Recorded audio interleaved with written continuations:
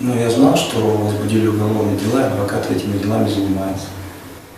А по какой статье возбуждено уголовное дело в отношении вас? 285, 286. Это что за статьи?